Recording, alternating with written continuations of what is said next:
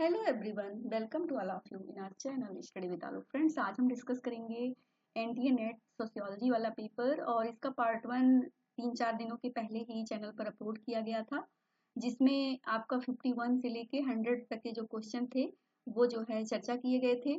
और आज इसके पार्ट 2 में हम लोग देखेंगे 101 से लेके 150 तक के क्वेश्चन। तो इसमें 100 क्वेश्चन टोटल परीक्षा में पूछे जाते हैं, जो आपका पार्ट 2 होता है।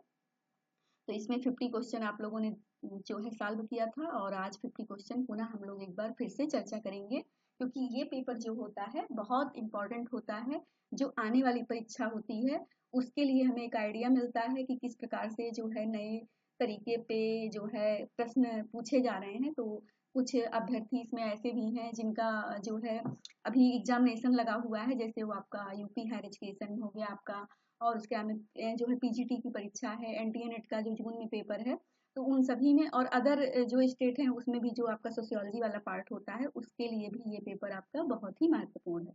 तो आइए हमारे साथ और देखते हैं कि परीक्षा में किस प्रकार से प्रश्न आए हुए हैं। देखिए, यहाँ पे पूछा गया है कि निम्नलिखित में से किसको अर्जित प्रस्थित के रूप में वर्गीकृत किया जाएगा। ठीक है, तो ऐसा कौन सा है जो आपका जो है अर्जित प्रस्थित, ठीक है, के रूप में वर्गीकृत किया जाएगा। तो इसमें देखिए लिंग है, आयु है, जाति है और वैवाहिक प्रस्थित है। तो आपका एक अर्जित होता है और एक होता है आपका प्रदत्त। ठीक है, तो यहाँ पे अर्जित प्रस्थित पूछ रहा है, जिसको आप अपने गुणों, योग्यता और इन सब के बेस पे आप प्राप्त करते हैं, उसको अर्जित प्रस्थित कहते हैं। ठीक है, तो इसमें देखिए लिंग, आयु, जाति ये सब क्या है, ये आपका प्रदत्त है, इसमें आप कुछ नहीं कर सकते। ठीक है, लेकिन जो आपका वैवाहिक प्रस्थित है ये आप जो है इसको अचीव कर सकते हैं अपनी योग्यता, अपनी जो भी चीजें हैं उनके सामर्थ्य के अनुसार। ठीक है, तो वो चीजें क्या हो जाएंगी, ये आपका जो फोर्थ वाला ऑप्शन है ये यहाँ पे फ्रेंड्स क्या होगा, राइट हो जाएगा। ठीक है, अब ये प्रश्न देखिए लगातार पीजीटी में भी आपका अर्जित, प्रस्थित और प्रदत्त वाले से क्वेश्चन एक आता ही आता है। ठीक है,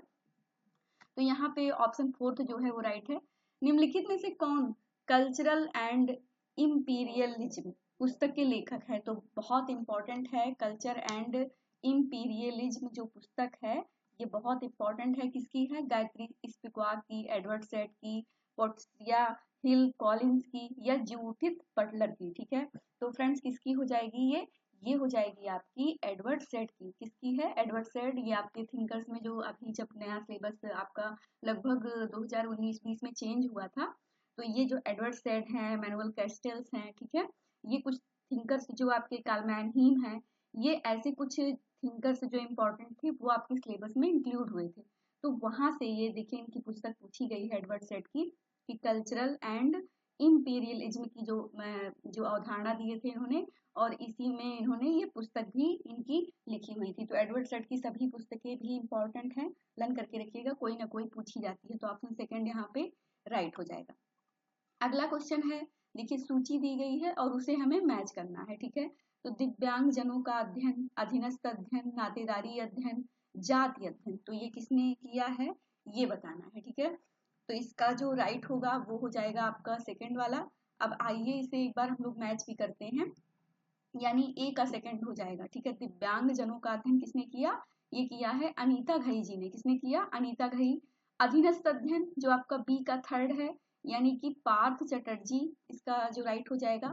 और सी का हो जाएगा फोर्थ, नातेदारी अध्ययन, ये किसने किया था, एसी मेयर जी ने किया था। और जाति अध्ययन ये किया है जीएस घुरिये। तो आपका डी का 1, तो आपका जो सेकंड वाला है वो यहाँ पे राइट हो जाएगा। तो इंपॉर्टेंट है ये भी प्रश्न।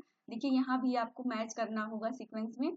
शक्ति है, प्रतिष्ठा, संपत्ति और जाति, तो ये भी चीजें सब आसान है कि मतलब प्रतिष्ठा किससे रिलेटेड है, संपत्ति किसको कहते हैं, जाति क्या है, और जो है शक्ति किसे कहते हैं। ठीक है, तो फ्रेंड्स जो 104 है उसका जो राइट आंसर है वो है थर्ड। अब आइए इसको हम लोग एक बार समझते भी हैं कि कैसे ये अगर आगे आएगा तो हम लोग इसको परीक्षा में सही कर पाएंगे। ठीक है, तो एक बार इसको डिटेल्ड में भी देखते हैं। शक्ति किससे जुड़ी हुई है, ए का 1, यानी कि इसका आशय है कि किस सीमा तक कोई व्यक्ति या समूह अपनी इच्छा को दूसरों पर थोप सकता है। ठीक है, तो बहुत सारे ऐसे लोग होते हैं जो अपनी इच्छाएं क्या करते हैं, जबरदस्ती क्या करते हैं, किसी व्यक्ति या समूह के ऊपर क्या करते हैं, थोप देते हैं। ठीक है, तो ये क्या कहता है, ये इसको क्या कहते हैं, शक्ति यानी पावर। ठीक है, तो ऐसी बहुत सारी चीजें आप लोग देख रहे हैं। तो ए का हो जाएगा आपका 1। फिर बी का थर्ड यानी प्रतिष्ठा, जो प्रतिष्ठा है आपकी, बी का थर्ड यानी आदर या सम्मान। तो ए का तो ये वन डायरेक्ट हो गया, यानी कि किसी सीमा तक कोई व्यक्ति या समूह अपनी इच्छा को दूसरों के ऊपर थोप सकता है। तो ये हो गया आपका शक्ति की बात हो गई, पावर हो गया। प्रतिष्ठा यानी प्रेस्टीज, अब ये प्रतिष्ठा किससे जुड़ी हुई है, तो बी का हो जाएगा थर्ड, यानी कि आदर या सम्मान की मात्रा से संबंधित। तो आदर या सम्मान की मात्रा से संबंधित क्या हो गया आपका, प्रतिष्ठा।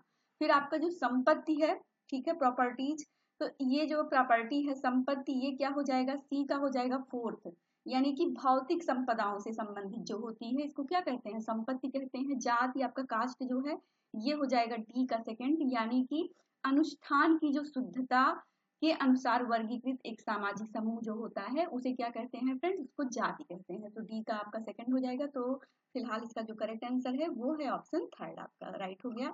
चलिए आगे बढ़ते हैं कि निम्नलिखित में से किसके द्वारा पहली बार सामाजिक जीव विज्ञान को विकसित किया गया। तो इसके द्वारा पहली बार जो है सामाजिक जीव विज्ञान को विकसित किया गया था। तो ईओ विल्सन, डेविड बराश, डार्विन या जॉर्ज पीटर मर्डॉक के अनुसार, ठीक है। तो किसके द्वारा है ये हो जाएगा डेविड बराश। तो ये नया प्रश्न है और इम्पोर्टेंट भी है, ठीक है। तो इसको लर्न करके रखिएगा, इम्पोर्टेंट है ये प्रश्न, यानी कि किसके द्वारा पहली बार जो है सामाजिक जीव विज्ञान को विकसित किया गया। तो जो आपका जीव विज्ञान है उसको किसके द्वारा, जो आपका सोशल है ये विकसित किया गया था सामाजिक में, तो इसमें जो डेविड बराश जी हैं इनका नाम आएगा। तो बहुत इंपॉर्टेंट है, जैसे आपका ईओ विल्सन जुड़े हुए हैं पारिस्थितिकी से, तो वैसे ही यहाँ पे डेविड बराश जो है सामाजिक जीव विज्ञान से इन्होंने विकसित किया है, ठीक है।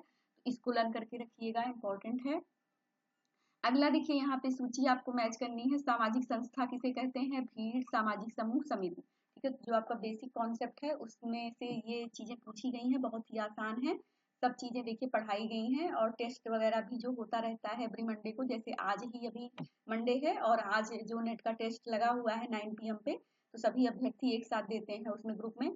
तो ये चीजें क्या होती हैं लगातार, जैसे मान लीजिए कि बेसिक कॉन्सेप्ट पढ़ा गया तो उस पर अगर आप टेस्ट में अगर आप 100 क्वेश्चन एक साथ कर रहे हैं लगातार एग्जामिनेशन तक, तो आपकी बेहतर पकड़ जो है परीक्षा पे बन जाती है, ठीक है।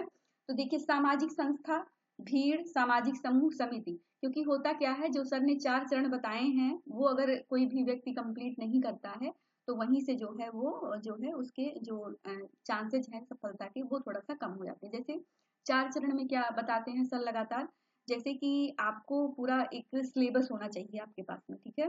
दूसरी चीज है कि उस सिलेबस से रिलेटेड आपकी जो क्लासेज हैं, यानी चाहे वो ऑफलाइन हो या ऑनलाइन हो, किसी भी माध्यम से जो आपको गाइड करे। तीसरी चीज है कि बेहतरीन जो है उस पे आधारित आपके पास में नोट्स होना चाहिए, ताकि आप जो है एग्जामिनेशन से पहले उस नोट्स को रिवाइज कर सकें। और चौथा प्रॉपर जो टेस्ट होता है, ठीक है, टेस्ट के माध्यम से आपका जो कॉन्फिडेंस है वो पता चलता है कि आप एग्जामिनेशन में कितने प्रश्न सही कर पा रहे हैं। मान लीजिए आपने बहुत पढ़ा, पूरा नोट्स पढ़ा, पूरी क्लासेस पढ़ी, लेकिन आपने टेस्ट नहीं दिया। बहुत से अभ्यर्थी ऐसे भी हैं जो ग्रुप में जुड़े हैं लगातार, लेकिन वो टेस्ट नहीं देते, टेस्ट से बचते हैं, या तो पर्सनल टेस्ट देते हैं, नंबर कम आए ज्यादा आए, बार बार ये चीजें बोली जाती हैं कि उससे मतलब नहीं है, लेकिन हर एस्पिरेंट्स को टेस्ट देना चाहिए। उससे क्या होता है कि अपनी जो वीकनेस है वो पता चलती है। कभी कभी जो है होता है ना कि ओवर कॉन्फिडेंस हो जाता है, और एग्जामिनेशन में अगर हम टेस्ट नहीं पहले से प्रैक्टिस करके रखते हैं तो जब हम एग्जामिनेशन देने जाते हैं तो वहां पे क्या होता है कि जो जो आपका OMR होता है वहां पे भी गलतियां हो जाती हैं, यानी कि प्रश्न पत्र में आप कुछ लगाते हैं और OMR जो आपका सीट होता है उसमें कुछ आप और अलग भर देते हैं। तो ये सब जो चीजें हैं ये टेस्ट देने से आपकी जो गलतियां हैं वो दूर हो जाती हैं, ठीक है। जो आपका एक प्रेशर होता है वो भी कम होता है, क्योंकि आप लगातार अगर 6-7 महीने किसी चीज की प्रैक्टिस कर रहे हैं तो फिर गलतियों के चांसेस बहुत कम हो जाते हैं। और हुआ क्या कि जैसे आप गए अचानक से एग्जामिनेशन हॉल में ही प्रश्न पत्र सॉल्व कर रहे हैं, तो 2-4 प्रश्न जो है ऐसे गलत हो जाते हैं जो एग्जामिनेशन से वापस आने पर लगता है कि ये हम कर सकते थे और ये हमसे नहीं हुआ, ठीक है। और उसी से ही क्या होता है कि आपका कभी इंटरव्यू, कभी आपका सिलेक्शन, कभी कुछ चीजें रुक जाती हैं, ठीक है। तो इन सब चीजों के लिए अभी भी समय है, लग करके प्रैक्टिस कीजिए, प्रश्न पत्र जो है वो सॉल्व करिए, प्रीवियस ईयर पेपर को सॉल्व कीजिए, ठीक है। ये सब चीजें बहुत उपयोगी हैं। तो ये कुछ महत्वपूर्ण बातें हैं लगातार हमारे अभ्यर्थी जो जुड़े हुए हैं वो लगातार फ़ोन करते रहते हैं एग्जामिनेशन से पहले कि मतलब कैसे क्या स्ट्रेटजी बनाई जाए, कैसे जो है एग्जामिनेशन से पहले जो एक फोबिया होता है थोड़ा सा, वो जो है उसके लिए भी परेशान रहते हैं, लेकिन परेशान होने की अब ज़रूरत नहीं है। ठीक है, चैनल पर भी इतनी पर्याप्त चीज़ें अपलोड की गई हैं कि अगर उतना आप सभी लोग एग्जामिनेशन से पहले, चाहे वो नेट के लगातार जो वीडियोज अपलोड किए गए हैं वो रिवाइज कर सकते हैं, और उसके बाद में जो पीजीटी से संबंधित हमने बनाया था नेट के लिए, उन सभी प्रश्न पत्रों को, क्वेश्चन को आप तैयार कर सकते हैं। ठीक है, तो ये सब जो चीज़ें हैं उनको आप लगातार रिवाइज कर सकते हैं, क्योंकि अब एग्जामिनेशन आपका मान के चलिए कि 1 महीने का आपके पास में समय बचा हुआ है। ठीक है, तो जो चैनल पर चीज़ें हैं उनको रिवाइज करिए, जो आपके पास में जो बुकें वगैरह हैं उनको थोड़ा सा देख लीजिए। ठीक है, तो ये कुछ चीज़ें आप कर लीजिए, उतना पर्याप्त होगा। बाकी तो संस्थान में जो लोग जुड़े हुए हैं वो तो लगभग 3 साल होने वाले हैं, टेस्ट वगैरह लगातार प्रैक्टिस चल रही है, पूरी क्लासेस, सिलेबस, सब चीज़ें हैं।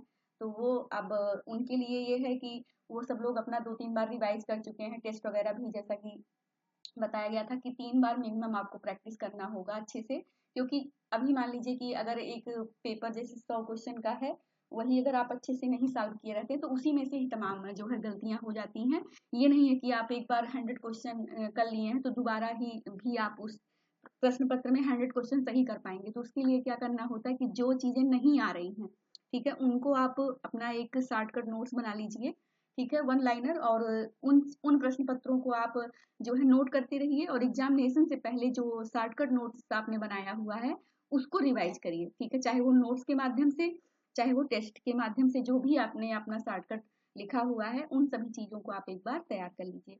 तो ये सब बातें थी, बहुत सारे अभ्यर्थी परेशान थे कि कैसे क्या इसमें किया जाए, तो उन सभी लोगों के लिए भी ये थोड़ा सा जो है उनके लिए एक मार्गदर्शन है। बाकी आइए हम लोग इस प्रश्न पत्र को सॉल्व करते हैं।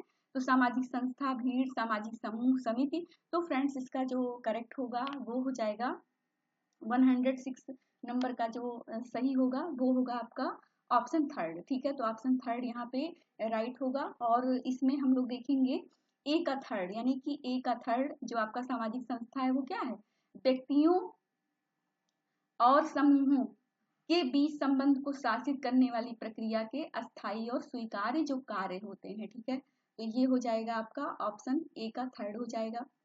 बी का फोर्थ जो भीड़ होती है, ये क्या होती है, भीड़, ये अस्थिरता और अव्यवस्था जैसी विशेषताओं वाली एक अनियंत्रित भीड़ कही जाती है। ठीक है, तो बी का फोर्थ हो जाएगा।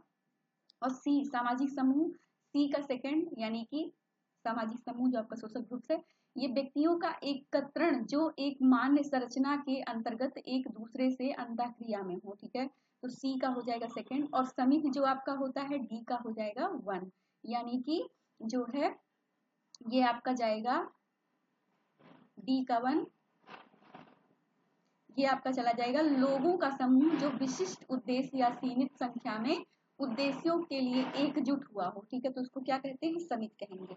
तो इसलिए आपका जो ऑप्शन थर्ड है वो राइट हो जाएगा। आइए बढ़ते हैं आगे, देखते हैं इसमें दिया गया है कि सामाजिक विश्व में सामूहिक चेतना का एक महत्वपूर्ण स्थान है, यह निम्नलिखित को इंगित करती है। ठीक है, तो किसको इंगित करती है, तो इसका जो राइट होगा वो हो जाएगा फोर्थ, यानी कि ए और बी, लोगों के विश्वासों और भावनाओं की जो समग्रता होती है और स्वतंत्र, निश्चित और सांस्कृतिक व्यवस्था जो होती है। ठीक है, तो ए और बी इसमें आपका करेक्ट हो जाएगा। अगला क्वेश्चन है कि नव सामाजिक आंदोलन सिद्धांत की विशेषताएं क्या हैं। तो जो आपका नव सामाजिक आंदोलन सिद्धांत की विशेषताएं क्या क्या हैं वो बताना है। तो इसका जो राइट होगा वो हो जाएगा ऑप्शन सेकेंड, इसमें ए, बी, डी और ई। तो ए यानी कि गैर वर्ग स्वरूप की प्रमुखता, बी इसमें आ जाएगा यानी कि अस्मिता और स्वायत्त पर केंद्रण, सी इसमें जो आपका सी नहीं होगा जमीनी स्तर की राजनीति पर केंद्रण हो जाएगा, और ई गैर अस्त्रीकृत स्वरूप। ठीक है, तो ये आपका नव सामाजिक आंदोलन सिद्धांत की विशेषताएं हैं, तो ये भी इंपॉर्टेंट है, आप लोग इसको लर्न करके रखिएगा। अगला क्वेश्चन है कि एंथनी गिडिंग्स के अनुसार नए आर्थिक समाजशास्त्र की केंद्रीय संकल्पना जो समाजशास्त्रियों के लिए आर्थिक मुद्दों को समाजशास्त्रीय पदों में पुनः सूत्रीकृत करना सुगम बनाती है वो क्या कहलाती है। तो परिवार पूंजीवाद, सामाजिक अंतः स्थापन, प्रबंधकीय पूंजीवाद, कल्याणकारी पूंजीवाद।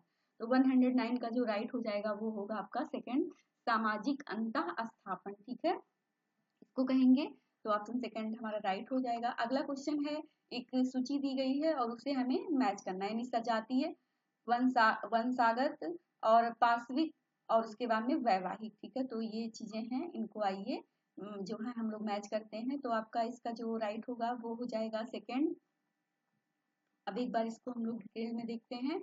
ए का फोर्थ यानी कि सजातीय। ठीक है, सजातीय सभी व्यक्ति जो किसी व्यक्ति के साथ रक्त संबंध से संबंधित होते हैं उन्हें क्या कहते हैं, सजातीय।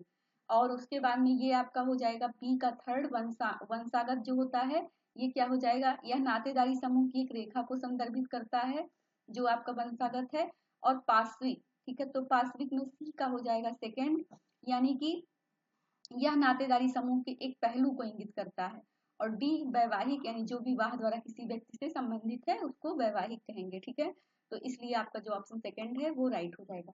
एंथनी गिडिंग्स ने वर्तमान जगत में हो रहे परिवर्तन को समझने के लिए सैद्धांतिक दृष्टिकोण को किसके आधार पर विकसित किया था। एंथनी गिडिंग्स ने वर्तमान जगत में हो रहे परिवर्तन को समझने के लिए सैद्धांतिक दृष्टिकोण को किसके आधार पर विकसित किया है ये बताना है। तो इसका जो राइट होगा वो होगा थर्ड, ए यानी कि सामाजिक जो प्रतिबिंबन है, और उसके बाद में ई वाला गतिमान विश्व। ठीक है, तो ए और ई जो है इसका राइट आंसर हो जाएगा। ठीक है, लर्न करके रखिएगा, इंपॉर्टेंट है।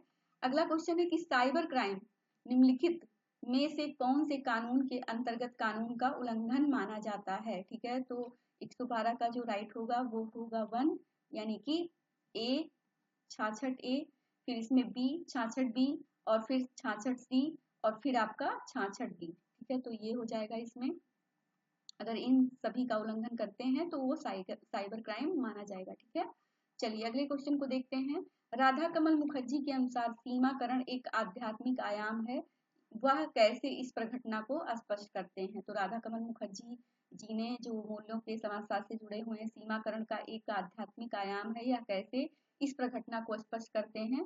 तो इसका जो फ्रेंड्स राइट होगा वो होगा थर्ड। इसमें ए यानी कि मनुष्य क्रमिक रूप से अनुभवातीत ऊंचाइयों को पार कर रहे हैं। फिर आपका डी मनुष्य बायोजेनिक और अस्तित्वात्मक स्तरों की बाधा पार कर पा रहे हैं। और फिर आपका इसमें बी लोग एकता पूर्णता अनुभवातीत की खोज करते हैं। और फिर आपका इसमें हो जाएगा ई यानी कि लोगों की कला और मिथक में गहन भागीदारी। ठीक है, तो इसलिए आपका जो है ऑप्शन थर्ड जो है ये राइट हो जाएगा। अगला क्वेश्चन है कि भारत के ग्राम अध्ययनों को काल क्रमानुसार व्यवस्थित कीजिए। ठीक है, तो भारत में जो गांव का अध्ययन हुआ था, जैसे जो आपके थिंकर्स हैं, जैसे कि मान लीजिए कि तंजौर हो गया आपका, कुंभपेट्टई का जैसे कैथलीन कप ने किया है, सेनापुर का अध्ययन किशनगढ़ी का मैक्यू मैरियट ने किया है। तो ये जो किया है ये कब किस सीक्वेंस में हुआ, पहले कौन सा हुआ, इसको अब काल क्रमानुसार, तो थोड़ा सा नेट जो है डिटेल्ड में अब मतलब डिटेल्ड में प्रश्न बना रहा है। तो अब इतना आसान नहीं है, पूरा डिटेल्ड में एक बार आपको सिलेबस पढ़ना ही होगा। ठीक है, सारी चीजें जब तक नहीं कवर होंगी तब तक ये थोड़ा सा दिक्कत हमेशा बनी रहेगी। तो नीलगिरी पहाड़ियों में कोटा गांव, ओडिशा की पहाड़ियों में बिसीपारा और बोलस्कोपा गांव, मद्रास के तंजौर में कुमपेट्टई गांव, पूर्वी उत्तर प्रदेश का जो सेनापुर मारी सोपलर ने जो अध्ययन किया था, उत्तर प्रदेश का जो किशनगढ़ी मैकी मैरियट हो गया। ठीक है, तो ये सब जो चीजें हैं ये अब आपको देखना है कि पहले कौन सी हुई। तो फ्रेंड्स इसका जो राइट होगा वो हो जाएगा सेकेंड, यानी कि सबसे पहले जो है ई उत्तर प्रदेश का किशनगढ़ी गांव, और फिर आपका डी पूर्वी उत्तर प्रदेश का सेनापुर गांव। तो ये हो जाएगा 1 पे, ये हो जाएगा सेकेंड पे, और फिर बी यानी कि ये हो जाएगा आपका थर्ड पे, और फिर आपका जो ए है ये हो जाएगा नीलगिरी पहाड़ियों में जो कोटा गांव, ये आपका फोर्थ पे, और फिर आपका सी ये 5वें नंबर पे आ जाएगा, मद्रास के जो तंजौर में कुमपेट्टई गांव का। तो 1 2 3 4 5 इस तरीके से है। तो आपका जो सेकंड है वो यहाँ पे राइट हो जाएगा। अगला क्वेश्चन है यहाँ पे जो है मैक्स वेबर के अनुसार आदर्श प्रकारों की लक्षण निम्न में से हो सकते हैं। तो आइडियल टाइप का जो कॉन्सेप्ट दिया था किसने दिया था, मैक्स वेबर ने।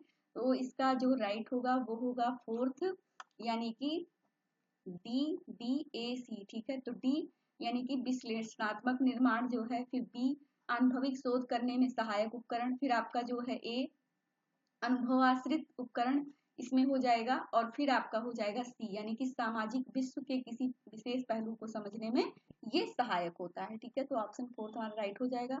निम्नलिखित में से किसने इस विचार को अस्वीकृत किया कि समाजशास्त्रियों को वैयक्तिक मनोविज्ञान का अध्ययन करना चाहिए? ठीक है, तो किसने इस विचार को जो है अस्वीकृत किया है कि समाजशास्त्रियों को वैयक्तिक मनोविज्ञान का अध्ययन करना चाहिए? तो Parsons, Max Weber, Emmanuel Durkheim या जो है विल्फ्रेड पेरेटो। तो इसका जो राइट होगा वो होगा ऑप्शन थर्ड, इमानुएल दुर्खीम जी का ये राइट हो जाएगा। ठीक है, अगला क्वेश्चन है इसमें क्वेश्चन 117 को देखेंगे तो यहाँ पे दिया गया है man and the region are not separate but interdependent entities, plastic, fluent, growing, emphasized by home. ठीक है, तो इसमें क्या हो जाएगा? Radha Kamal Mukherjee, DP Mukherjee, AK Saran, DN Majumdar. तो इसका जो राइट होगा वो हो जाएगा 117 का, इसमें करेक्ट 1 हो जाएगा, यानी राधा कमल मुखर्जी। ठीक है, तो ये जो इसका राइट होगा वो होगा आपका राधा कमल मुखर्जी। तो इम्पोर्टेंट है, आप इसको लर्न करके रखिएगा। अगला है इसमें सूची आपको मैच करनी है कि ट्रांससेक्सुअल पुरुष जो है, ट्रांससेक्सुअल महिला, ट्रांसवेस्टाइल महिला, ट्रांसवेस्टाइल पुरुष। ठीक है, तो इसको मैच करना है जो है, तो इसका जो राइट होगा वो हो जाएगा थर्ड। आइए इसको एक बार हम लोग थोड़ा डिटेल में भी देखते हैं कि क्या है। तो 1 जो आपका ए है इसका 4th हो जाएगा। ठीक है, ट्रांससेक्सुअल पुरुष, ये क्या होता है? इसमें आपने देखा होगा आजकल न्यूज़पेपर, टीवी में जब न्यूज होता है या आपका जो सीरियल्स है उसमें भी तमाम चीजें, मूवी भी बनती हैं। तो ट्रांससेक्सुअल पुरुष एक महिला जो पुरुष बन जाती है। ठीक है, मतलब जो है, तो एक महिला क्या होता है, एक महिला जो पुरुष बन जाती है तो उसको क्या कहते हैं? ट्रांससेक्सुअल पुरुष। उसके बाद में ट्रांससेक्सुअल महिला किसे कहेंगे? तो बी का हो जाएगा 1, यानी कि जस्ट अपोजिट वही हो जाएगा, ट्रांससेक्सुअल महिला। तो एक पुरुष जो महिला बन जाता है। ठीक है, आपने देखा होगा तमाम अभी विश्वविद्यालय वगैरह में भी जब आप जाते हैं, सेमिनार वगैरह में भी, तो आपने देखा होगा वहाँ पे कुछ जो पुरुष होते हैं बॉयज, वो अपना जो साड़ी वगैरह पहन के, बिंदी बिंदी लगा करके वो पूरी जो एक्टिविटीज है वो वुमेन्स की करते हैं। ठीक है, तो एक पुरुष जो महिला बन जाता है। और सी यानी कि ट्रांसवेस्टाइल महिला, तो सी का हो जाएगा आपका सेकंड, यानी कि जो है एक महिला जो नियमित रूप से पुरुष की तरह कपड़े पहनती है। ठीक है, ट्रांसवेस्टाइल महिला जिसको कहेंगे कि एक महिला जो नियमित रूप से पुरुष की तरह कपड़े पहनती है। तो बहुत सारी महिलाएं हैं, वो देखिए अपना जो हेयर्स वगैरह है वो एकदम छोटे करके रखना, और तमाम जो है पुरुष की तरह रहना, मतलब आजकल जो मॉडर्न चल रहा है देख ही रहे हैं। ठीक है, तो उसमें जो है तमाम सारे पहनावे ओढ़ावे हैं, जो पुरुष के जो चीजें हैं वो लगातार उसी रूप में रहना। ठीक है, तो वो ट्रांसवेस्टाइल महिला कही जाएगी। ठीक है, ट्रांसवेस्टाइल पुरुष किसे कहेंगे? वो ये क्या होते हैं? ये एक पुरुष जो नियमित रूप से महिला की तरह कपड़े पहनता है। ठीक है, तो वही सेम जस्ट अपोजिट है दोनों चीजें। तो ये आपका जो आपका ऑप्शन थर्ड है ये राइट हो जाएगा। मर्टन का भूमिका सिद्धांत प्रतिबिंबित करता है किसे? तो किसे करता है? ये करता है जो है थर्ड, यानी कि बी और सी। बी में है कि भूमिकाएं नकारात्मक अपेक्षाओं और कर्तव्यों का समुच्चय है, और इसमें सी यानी कि कर्ता अपेक्षाओं को आंतरिकृत करता है। ठीक है, तो बी और सी इसमें राइट हो जाएगा। क्वेश्चन 120, ग्लोबल सिटी में सस्किया सासेन द्वारा बताए गए लक्षणों का समूह बताइए। ठीक है, तो ग्लोबल सिटी की जो अवधारणा है वो किसने दी है? सस्किया सासेन ने, जिसको वैश्विक शहर भी कहते हैं। तो इसको भी ध्यान करके रखिएगा, इंपॉर्टेंट है, ये क्वेश्चन पूछा भी गया है। ठीक है, एग्जामिनेशन में। तो इसमें जो आपका राइट होगा वो हो जाएगा 1 और 2, इसमें आपका मतलब दोनों चीजें थोड़ा सा मैच हो रही हैं जो आयोग ने दिया है, तो लर्न करके रखिएगा। ए बी सी डी, ठीक है, तो ए बी सी डी देखा जाए तो इसमें भी है, सेकंड में भी है, इसीलिए ए बी सी डी ये 1 और सेकंड को दोनों दोनों आयोग ने लगा करके रखा है। तो वे वैश्विक अर्थव्यवस्था के लिए कमांड पोस्ट के रूप में विकसित हुए हैं। वे वित्तीय और विशिष्ट सेवा फर्मों के लिए प्रमुख स्थान है। वे उत्पादन और नवाचार के स्तर हैं। वे ऐसे बाजार जिनमें वित्तीय और सेवा उद्योगों के उत्पाद हैं। ठीक है, तो ए बी सी डी जो है दोनों ऑप्शन में मिल रहा है, इसीलिए ये आपका जो है जो ऑप्शन 1 और सेकंड दोनों को आयोग ने सही माना हुआ है। तो ठीक है, इसको ध्यान रखिएगा। अगला क्वेश्चन है इसमें कि निम्नलिखित में से कौन पारंपरिक समाजों या सभ्यता के लक्षण है? ठीक है, तो इसका क्या हो जाएगा? 1 ए बी डी और ई, आकार में बहुत बृहद, कई लाख तक संख्या हो सकती है।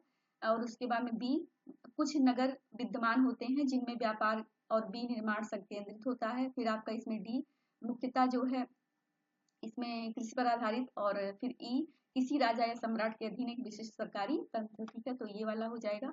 अगला क्वेश्चन है कि किसने शहर को परजीवी आर्थिक विकास के प्रभाव को कम करने वाला, जननकारी परिवर्तन के केंद्र के रूप में कार्य करता है और आर्थिक विकास को प्रेरित करता है के रूप में विभेदित किया हुआ है। ठीक है, तो किसने किया, ये किया है फ्रेंड्स जो है थर्ड यानी कि होस्लिट्ज महोदय ने। किसने किया है, होस्लिट्ज महोदय ने।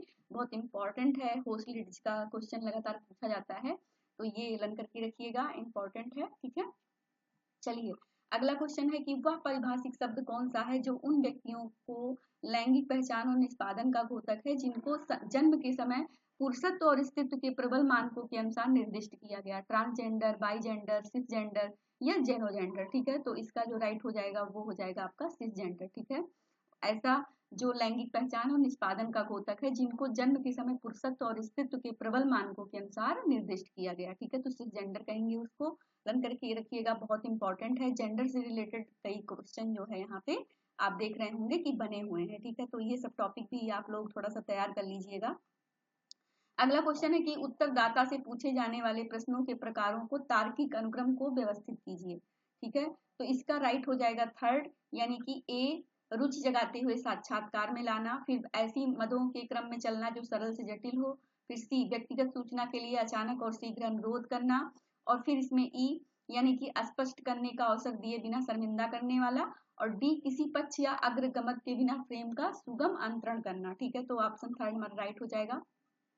निम्नलिखित में से कौन संस्कृतिकरण से संबंधित व्याख्या परक अवधारणाओं के एक निकाय के विकास की दिशा में संबद्ध नहीं है। ठीक है, तो इसका जो राइट होगा वो हो जाएगा फोर्थ, मैलिनोवस्की। संस्कृतिकरण से संबंधित व्याख्या परक अवधारणाओं के एक निकाय के विकास की दिशा में संबद्ध नहीं है, तो वो है मैलिनोवस्की, बाकी और सभी लोग हैं। तो 125 का फोर्थ। अगला क्वेश्चन है कि निम्नलिखित में से किसने सुझाव दिया था कि एक व्याख्या वह है जो सामान्य ज्ञान से भिन्न हो जाती है। ठीक है, तो इसका जो राइट आंसर होगा वो होगा जो है मैक्स वेबर का हो जाएगा। अगला क्वेश्चन है इसमें, तो इसमें ये कह रहा है कि अरेंज जो आपका डिजीज है pattern and their frequency of occurrence in chronological order. ठीक है, तो क्रोनोलॉजिकल में क्या है, जैसे एकेडमिक आपका एपेडमिक हो गया। ठीक है, और ट्यूबो जो क्यूलिस है, हार्ट डिजीज है। ठीक है, अल्जाइमर है, कैंसर है, तो इसमें क्या करेक्ट होगा 127 में, तो ये आपका फोर्थ हो जाएगा। ठीक है, फोर्थ वाला यानी कि सबसे पहले जो है ए जो आपका जो एपेडमिक होता है ये हो जाएगा, फिर बी जो आपका ट्यूबर क्यूसिस है। ठीक है, फिर आपका सी हार्ट डिजीज है, और फिर आपका अल्जाइमर, और फिर आपका डी यानी कि अल्जाइमर हो जाएगा। ठीक है, तो A B C E D इस तरीके से ये आपका प्रॉपर सही हो जाएगा। ठीक है, शहरी जीवन की निम्नलिखित प्रवृत्तियों को कालक्रमानुसार लगाइए, तो इसमें लगाना है तो 128 का जो होगा वो होगा 1 यानी कि ए आरंभिक शहरों का विकास, फिर बी औद्योगिक शहरों का उदय, फिर सी महानगरों की विस्फोटक जो वृद्धि होती चली जाती है, फिर डी वैश्विक शहरों का हाल में उदय, और फिर लास्ट में जो है आपका वो अंतहीन शहर हो जाएगा। ठीक है, तो 1 वाला आपका राइट होगा। मार्क्सवादी परिप्रेक्ष्य के अनुसार शिक्षा का मुख्य कार्य क्या है। ठीक है, श्रम शक्ति का पुनरुत्पादन, व्यक्ति की पूर्ण क्षमता को विकसित करना, समाज में एकजुटता और एकीकरण करना, समाज में असमानता को समाप्त करना। ठीक है, 129 का 1 हो जाएगा श्रम शक्ति का पुनरुत्पादन। ठीक है, तो मार्क्सवादी परिप्रेक्ष्य के अनुसार शिक्षा का मुख्य कार्य क्या है, तो यही है। ठीक है, अगला क्वेश्चन है कि मानव संप्रेषण के विकास की निम्नलिखित अवस्थाओं को क्रम से लगाइए। ठीक है, तो कौन कौन सा पहले कौन सा युग आया, फिर कौन सा आया, फिर ये देन करके इसको लगाना है। तो इसका फ्रेंड्स हो जाएगा सेकंड यानी कि पहले संकेतों के माध्यम से, फिर आपका डी लेखन युग यानी फिर लिखना पढ़ना थोड़ा सा चालू हुआ, फिर आपका सी मुद्रण युग आ गया, और फिर आपका बी इलेक्ट्रॉनिक युग, और फिर आपका ई सूचना जो चल रहा है इस समय। ठीक है, तो सेकंड वाला हो जाएगा। 121 कल्पित समुदाय किसको संदर्भित करते हैं, तो इसका जो राइट होगा वो हो जाएगा 1 यानी कि सामाजिक रूप से संरचित एक समुदाय जिसकी उन लोगों द्वारा कल्पना की जाती है जो अपने आप को उस समूह के अंग के रूप में महसूस करता है। ठीक है, तो राइट हो गया 1। अगला क्वेश्चन है कि निम्नलिखित में से किसने यह तर्क दिया है कि जेंडर कुछ ऐसा है जो कि क्रिया या निष्पादित किया जाता है, इसके बाद यह कुछ ऐसा भी है जिसे तब अनिष्पादित नहीं किया जा सकता जब इसका एक समूह द्वारा अन्य समूह पर शक्ति का प्रयोग करने के लिए उपयोग किया जाता है। तो ये किसने कहा है, तो ये कहा है जूडिथ बटलर। ठीक है, तो जूडिथ बटलर जी का है, बहुत इंपॉर्टेंट है। अगला है इसमें कि निम्नलिखित में से कौन सा संस्कृति का एक घटक नहीं है, प्रतीक, भाषा, मूल्य और विश्वास, सांस्कृतिक संघर्ष। तो इसमें जो आपका 133 में जो होगा वो होगा फोर्थ, सांस्कृतिक संघर्ष की बात नहीं है घटक के रूप में, ठीक है। प्रतीक, भाषा, मूल्य और विश्वास ये सब जो है संस्कृति के घटक हैं। अगला क्वेश्चन है कि गोत्र का ईश्वर कोई नहीं बल्कि गोत्र स्वयं हो सकता है। किसने कहा कि गोत्र का ईश्वर कोई नहीं बल्कि गोत्र स्वयं हो सकता है। इस वाक्य से निम्नलिखित में से कौन संबंध है? तो फ्रेजर, दुर्कीम, WR स्मिथ या लोबी। तो इसमें जो आपका राइट हो जाएगा वो हो जाएगा दुर्कीम। ऑप्शन सेकंड हमारा राइट हो जाएगा। अब आइए देखिए मैं सूची इसको सॉल्व करते हैं। Merton, Fred Davis, John H Zimmerman और कार्ल मार्क्स, ठीक है। तो किससे रिलेटेड है?